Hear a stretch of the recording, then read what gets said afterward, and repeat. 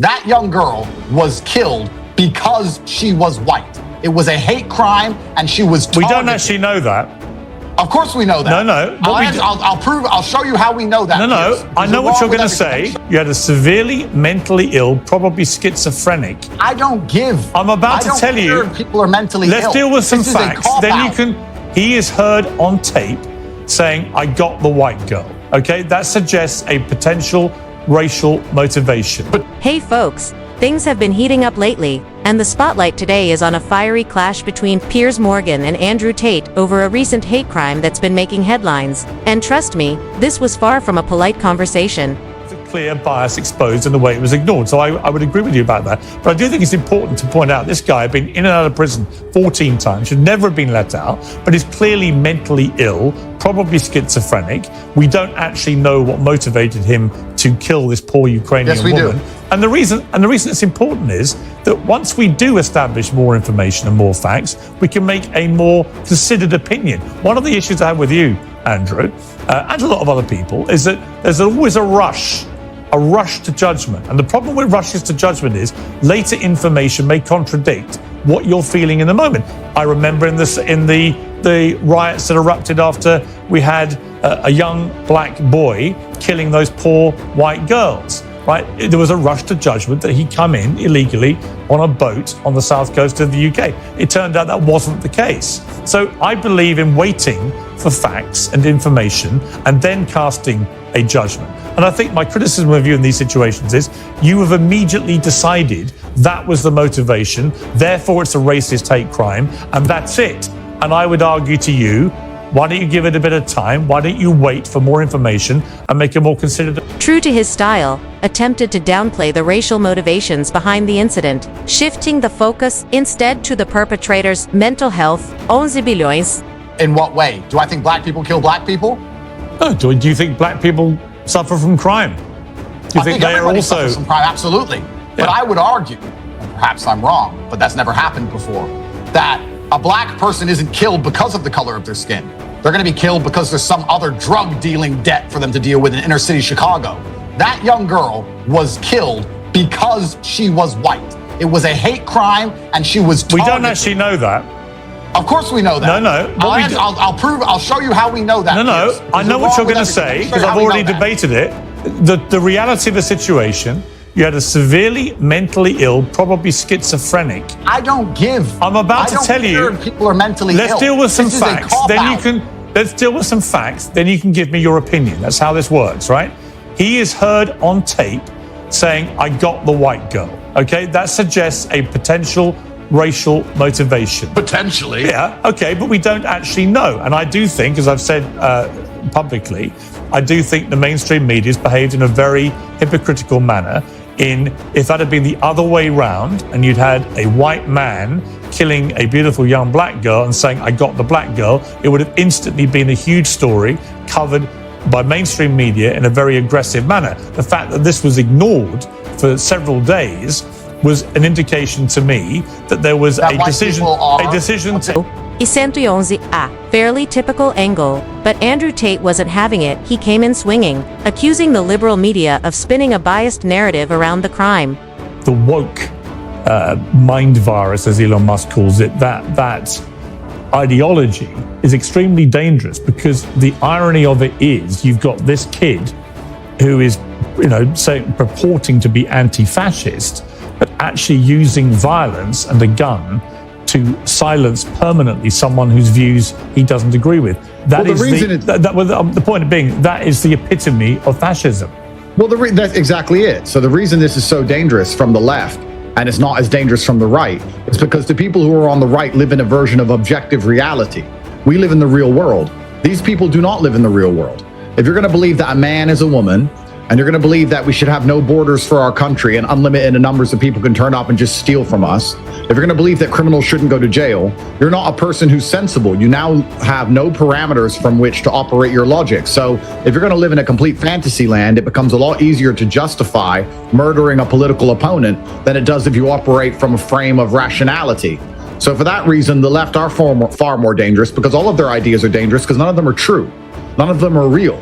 For the same reason it's dangerous for me to say to you, gravity isn't real, you can jump off a building. If you start believing in things that are completely falsified, completely fantasy, then murder is the end result of all of it. So the left is a serious problem across the world. It's a serious problem across America, especially. You add in a spiritual sickness where we have nothing unifying us in the West. Tate argues forcefully that this biased narrative is widening a dangerous ideological divide and stoking societal tensions, sparking outrage and conversation alike. Whether you agree or not, it's clear he's got people talking, pushing us to reflect on how media shapes realities and influences perceptions around race, violence, and responsibility. And now is the perfect time to join the debate, share your take, and stay engaged with bold discussions like this. So hit that subscribe button to keep these conversations alive as it all kicks off with Andrew Tate leveling sharp accusations at the modern left and the ideologies they champion. I'm well versed in you by now. This is easy. Let me ask you a question. If there's an Islamic terror attack, like the London bombings, and then Abu Hamza, Mr. Hook, Captain Hook, he ends up going to jail for a very long time. He didn't blow anything up. But no, he was talking about how Islamic terror attacks should happen because he believes that people deserve them because of his personal worldview.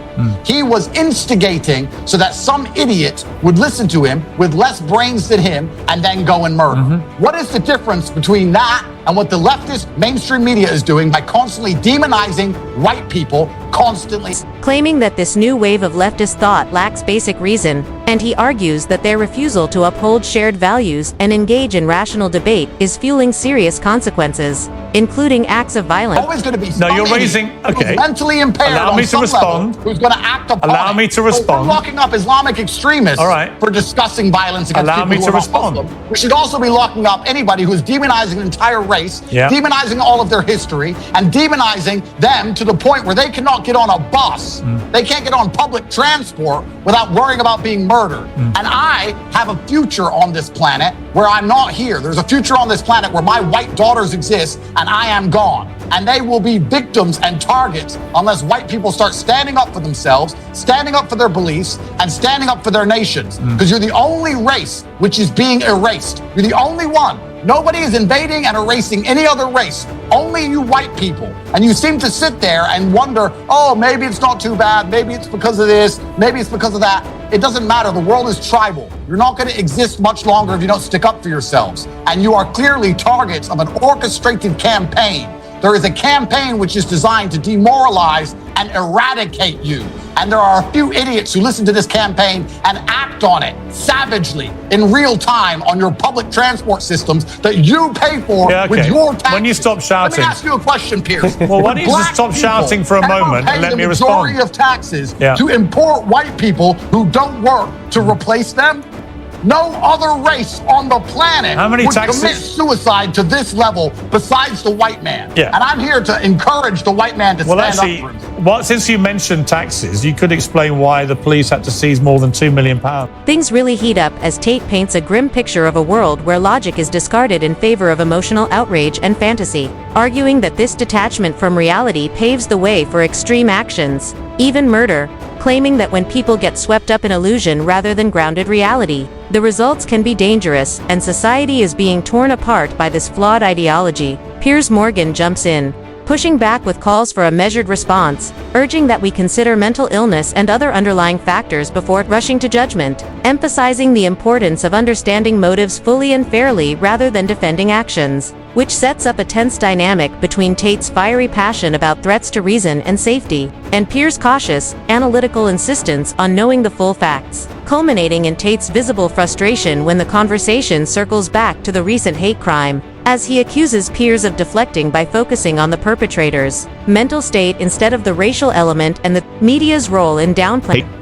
Okay, first things first, if we're going to talk about waiting for information, you shouldn't have told me that Israel was not committing a genocide on October 8th. You've been proven wrong. That's the first thing. The second thing, he said, I got that white girl. You're going to pretend that doesn't matter as if it's not proven. I didn't say it didn't matter. Third thing, I said it suggests a racial motivation. Everybody who stabs somebody is mentally ill. This mentally ill bullshit, I don't know where this has come from, where someone's a criminal, but they're mentally ill. Every single person who commits murder is mentally ill. Every single person who commits necrophilia is mentally ill. Every single person who believes they can get in and out of a bank with money without getting caught has some kind of mental disorder. They're all mentally ill. I don't care about mentally ill. And here's the final nail in the coffin to your asinine argument, sir. Why did he not stab anyone else on the bus? Because he was already on a bus with 4 people and he didn't touch them. If he's so mental, if he can't control his mind, why didn't he stab any of those? Is it because everyone else on the bus was black? The first white person he sees, he kills and says, I got that white girl. And you don't believe that's enough proof for a court of law to determine that was a racially motivated attack? It wouldn't be enough proof at the moment for a court of law, no. Absolutely, I believe that. But that's because I've covered many court cases and you haven't. No, as a journalist, I just prefer. I prefer in waiting for more information. People on the bus.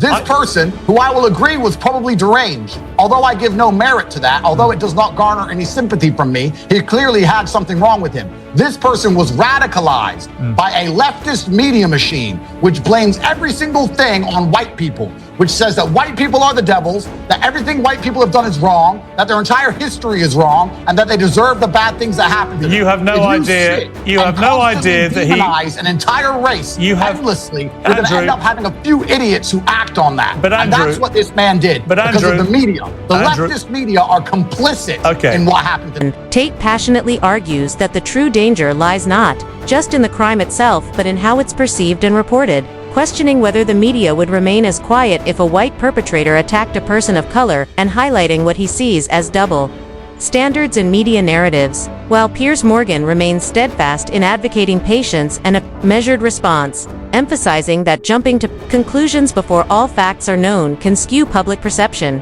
and citing past instances where early interpretations proved wrong. The debate becomes a tense clash over how society discusses race, violence, and media influence, with Tate insisting that delaying judgment allows the root issues to fester and that reducing violence to mere mental illness misses the critical role narratives play in shaping public response, whereas Piers doggedly returns to the importance of fact-finding over speculation, leaving viewers to reflect on which approach resonates more: the bold candor of Tate exposing media bias or Morgan's careful push for balanced ultimately reminding us that this isn't just about their clash, but about the broader dialogue on morality, media, and how we process truth.